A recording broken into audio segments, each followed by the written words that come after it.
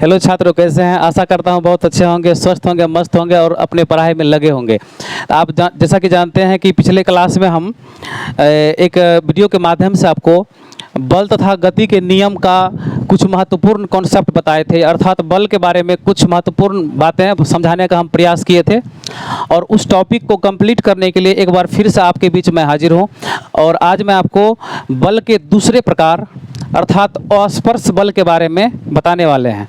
अस्पर्श बल क्या होता है और अस्पर्श बल के कितने प्रकार होते हैं, या उससे संबंधित और भी कई चीज़ें जो आएगा इस लेसन में, उसको हम लगातार बारी बारी से आपको बताने का प्रयास करेंगे। तो आइए हम अस्पर्श बल के बारे में जानते हैं। तो अस्पर्श बल के बारे में अगर हम बात करें तो अस्पर्श बल का पहले डिफिनेशन यहाँ पे देखिए हम क्या लिखाए हैं। वह बल जो किसी वस्तु को बिना स्पर्श किए ही आरोपित होती है। मतलब स्पष्ट है कि ऐसा बल जो किसी वस्तु को स्पर्श भी ना करना पड़े, उसको बिना छुए ही उस पर हम बल आरोपित कर देते हैं। ऐसा कई प्रकार के बल हमारे बीच होते हैं जो कि किसी वस्तु पर लगते तो हैं लेकिन उसे स्पर्श करने की आवश्यकता नहीं होती है। जैसे उदाहरण स्वरूप आप चुंबक का ही बात कर लीजिए। एक चुंबक दूसरे चुंबक पर जब बल लगाता है तो उसे स्पर्श करने की आवश्यकता थोड़ी होती है, वो बिना स्पर्श किए हुए अलग से ही उस पर धक्का मार देते हैं। तो अगर कोई वस्तु है, कोई दूसरे वस्तु पर बल लगा रहा है, उसको बिना स्पर्श कर ले बल लगा रहा है, तो उसे हम अस्पर्श बल कहेंगे, अनकॉन्टैक्ट फोर्स कहेंगे या नॉन कॉन्टैक्ट फोर्स कहेंगे।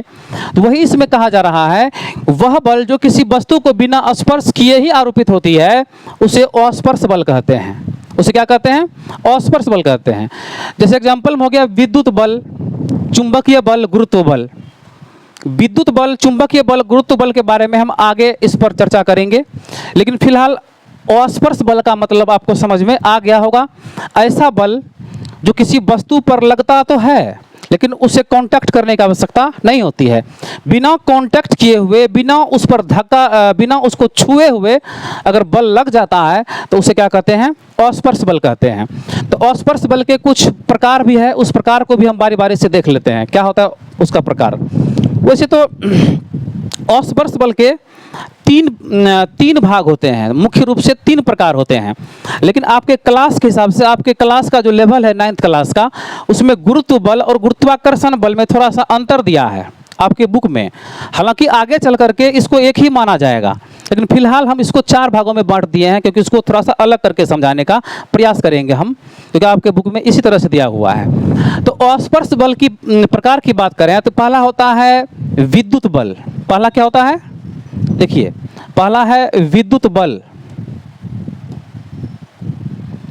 अस्पर्श बल के अंतर्गत सबसे पहला है विद्युत बल, जिसको कहते हैं इलेक्ट्रिक फोर्स। दूसरा होता है चुंबकीय बल, जिसको बोलते हैं इंग्लिश में मैग्नेटिक फोर्स। तीसरा होता है गुरुत्व बल, जिसको बोलते हैं फोर्स ऑफ ग्रेविटी। और चौथा होता है गुरुत्वाकर्षण बल। चौथा होता है गुरुत्वाकर्षण बल, जिसको बोलते हैं ग्रेविटेशनल फोर्स। तो सबसे पहला जो है विद्युत बल है। देखिए क्या लिखा हुआ है, विद्युत आवेशों के बीच लगने वाले बल को विद्युत बल कहते हैं। विद्युत आवेश उत्पन्न कैसे होते हैं? आवेश की उत्पत्ति कैसे होती है? जब किसी 2 वस्तु को आपस में रगड़ा जाता है, घर्षण होता है जब 2 वस्तुओं के बीच में। आपको मालूम होगा कि सभी पदार्थ में इलेक्ट्रॉन होते हैं, प्रोटॉन होते हैं। प्रायः इलेक्ट्रॉन निगेटिव चार्ज होता है और प्रोटॉन पर पॉजिटिव चार्ज होता है। निगेटिव और पॉजिटिव चार्ज हर एक वस्तु में प्रायः बराबर होता है, लेकिन जब 2 वस्तु को घर्षण किया जाता है, आपस में घसा जाता है, तो एक वस्तु से इलेक्ट्रॉन निकल कर दूसरे वस्तु में चली जाती है, या दूसरे वस्तु से इलेक्ट्रॉन निकल करके पहले वस्तु में चली जाती है। तो ऐसा होने पर क्या होता है, इलेक्ट्रॉन की एक वस्तु में कमी हो जाती है, एक वस्तु में बढ़ोतरी हो जाती है। अगर इस वस्तु से निकल कर इलेक्ट्रॉन इस वस्तु पे चला गया तो इस पर इलेक्ट्रॉन बढ़ गया, तो इसको निगेटिव चार्ज से संबोधित किया जाएगा। और जिस वस्तु से निकला वहाँ पर इलेक्ट्रॉन की कमी हो गई तो वहाँ पर पॉजिटिव चार्ज उस पर आ जाता है। तो पॉजिटिव और निगेटिव चार्ज जो होते हैं एक दूसरे को आकर्षित करते हैं। आकर्षित करने के लिए किसी विशेष प्रकार की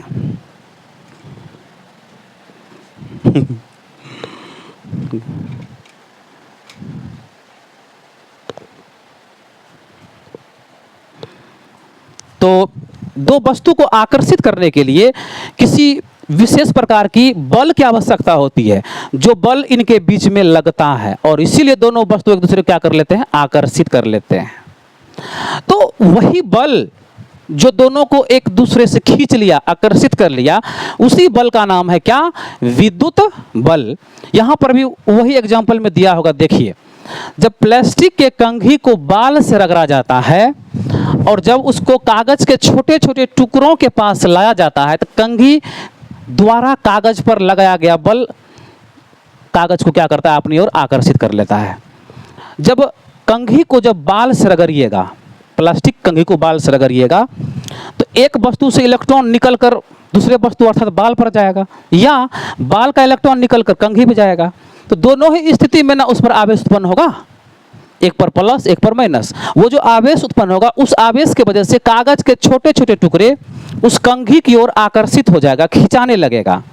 अब बताइए, प्लास्टिक के कंघी को बाल से रगड़े और उस कंघी को, प्लास्टिक की कंघी को जब कागज के छोटे छोटे टुकड़े के पास से ले गए, तो उस टुकड़े को क्या कर दिया, कंघी अपनी ओर खींचने लगा। खींचने लगा तो बल लगाया ना, तो बल लगाया तो कौन सा बल लगाया, किसके वजह से बल लगाया, उस आवेश के वजह से बल लगा।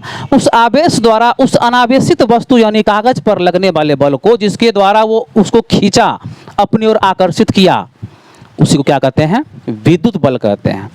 इस प्रकार के बल लगने में आपने देखा कि किसी स्पर्श करने की आवश्यकता किसी वस्तु को नहीं होती है, इसीलिए यह एक अस्पर्श बल का क्या है, उदाहरण है।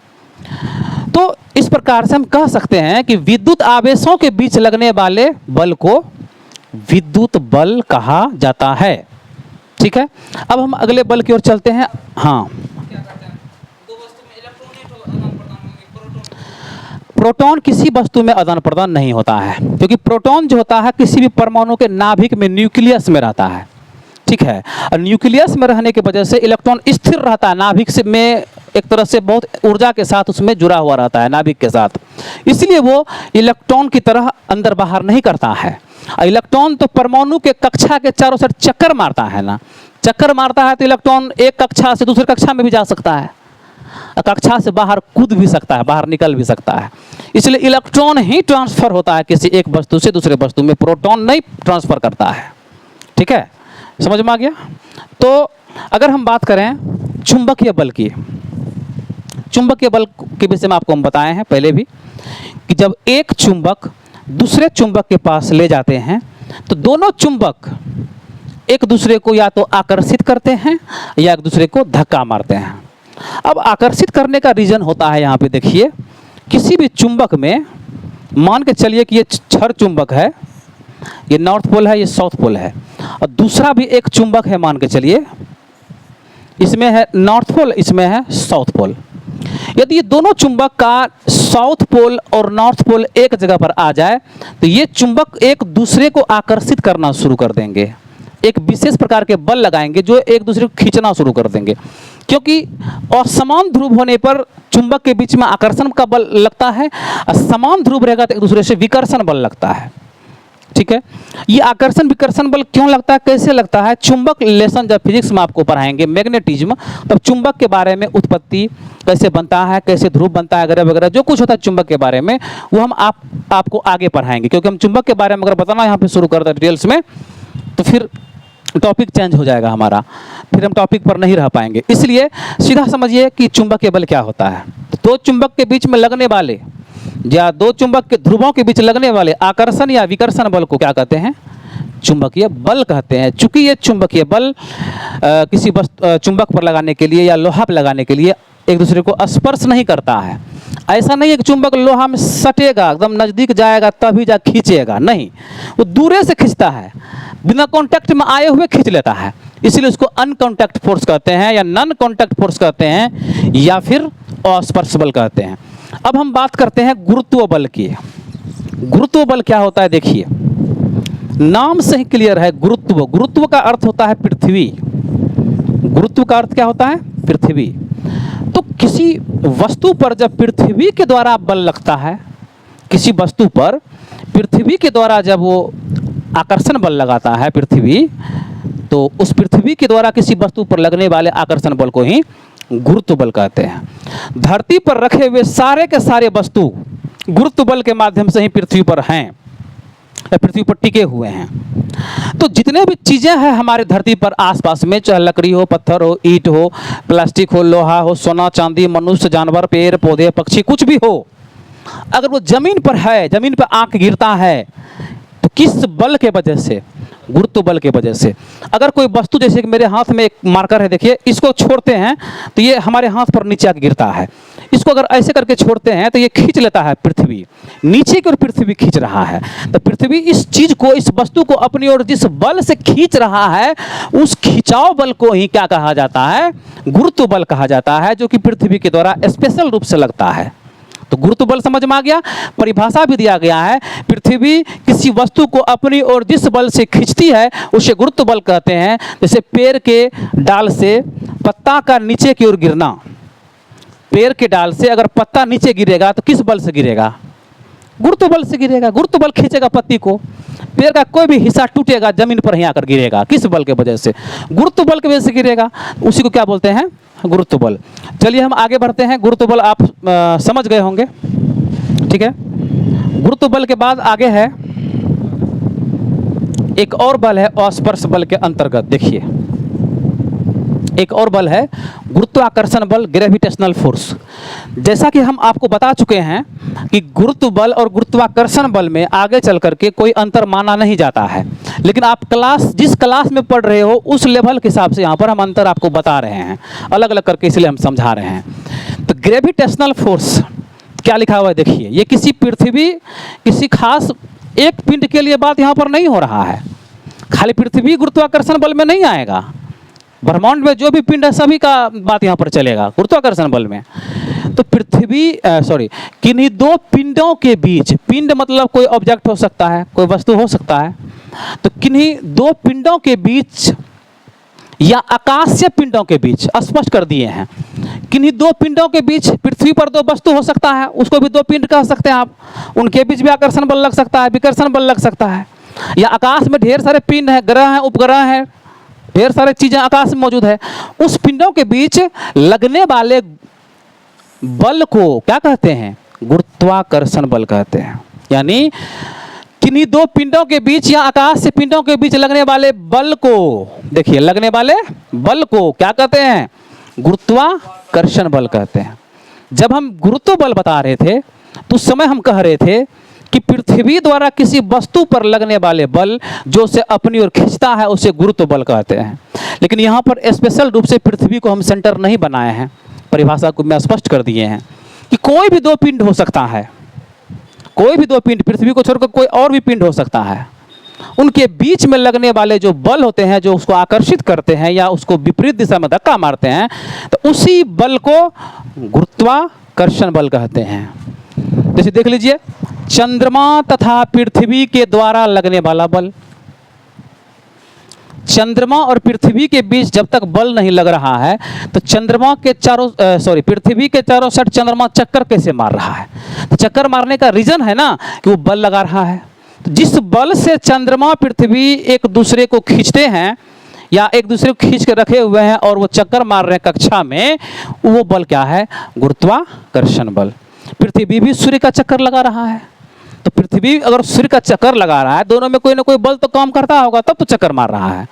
तो पृथ्वी को एक पिंड मानिए, सूर्य को दूसरा पिंड मानिए, इस दोनों के बीच में जो बल लग रहा है उसको गुरुत्वाकर्षण बल कहेंगे। तो ब्रह्मांड में जितने भी चीजें मौजूद है उनके बीच जो आकर्षण या विकर्षण का बल लगता है उसी बल का क्या नाम है?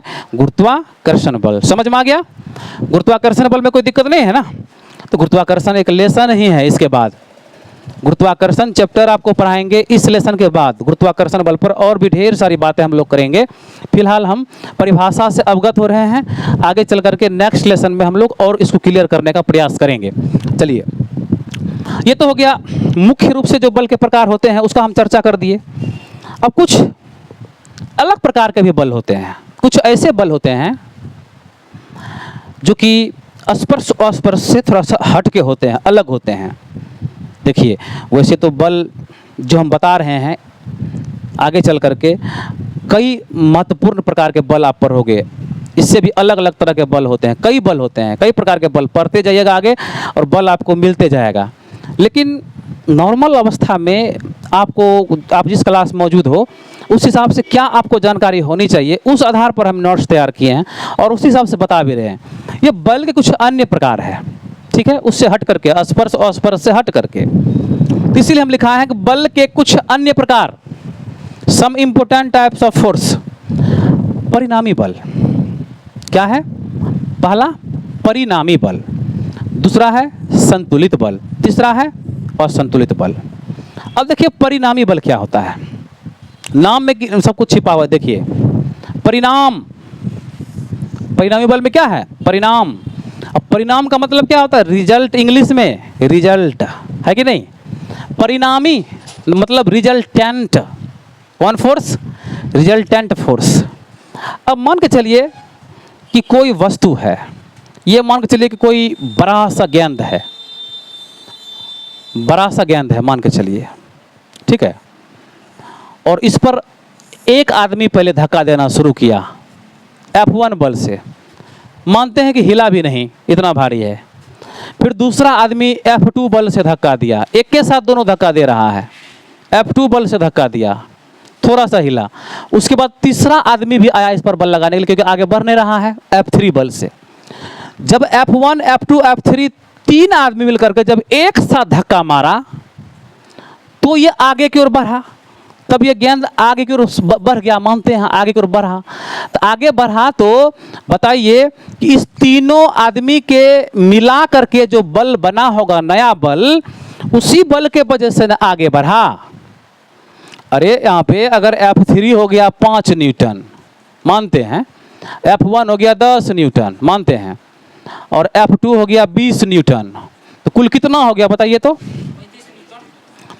20, 10, 30, 5, 35। तो अलग अलग आदमी ने अलग अलग बल लगाया, लेकिन किस बल के वजह से ये आगे बढ़ा?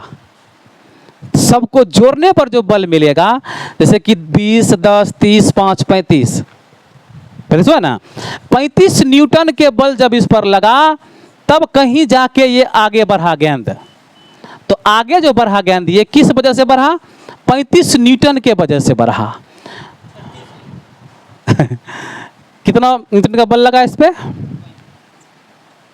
देखिए फिर समझिए, जब जब F1, F2, इसको थोड़ा बड़ा करके समझावा, जगह का अभाव है इसमें ना, यहीं पर बनाते हैं।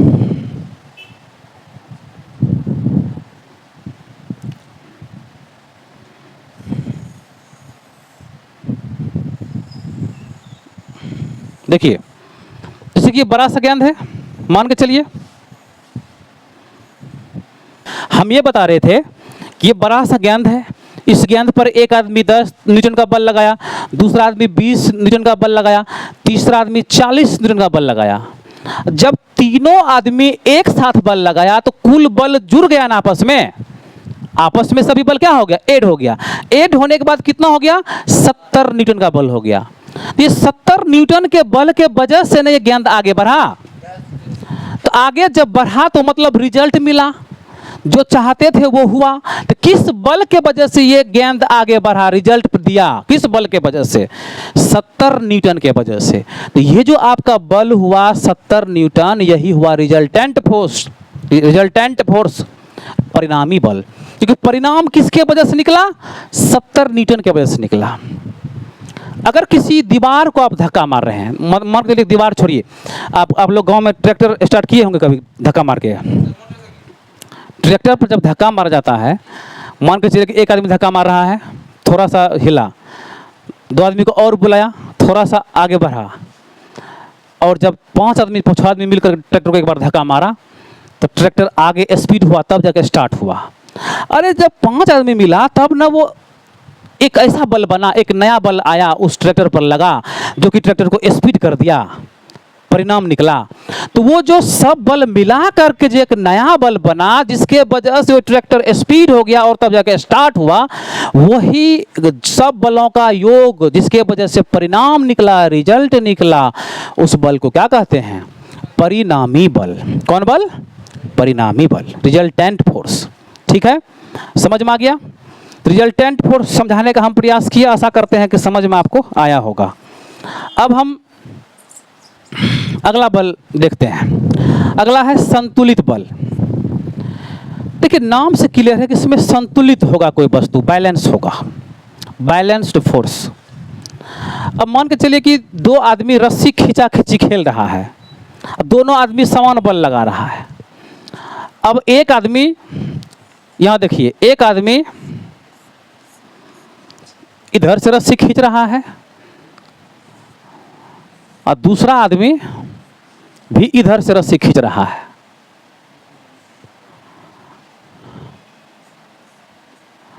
दोनों आदमी रस्सी खींच रहा है, ठीक है।